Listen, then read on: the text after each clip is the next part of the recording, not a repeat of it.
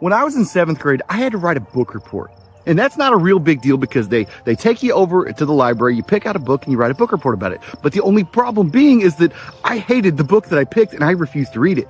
But I still had to do my book report. I've always been a big reader, and even though that I've read a lot of books, I decided that instead of me writing a book report about one of the books that I already had read, I was gonna write it over something completely different.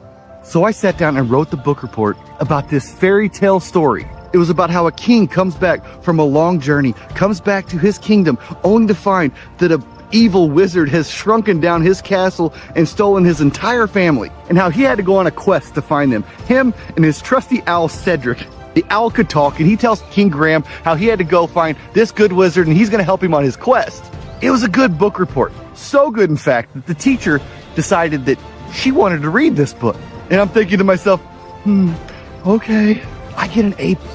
The book report was so good that she had it framed and put up on the wall. This is no shit. And I know a lot of you might be thinking, well, that sounds like a pretty cool story. What was the name of the book?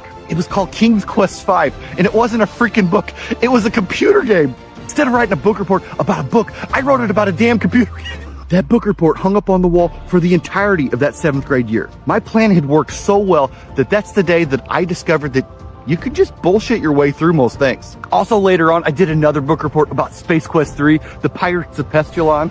I do know how to read, I promise. Damn it, man.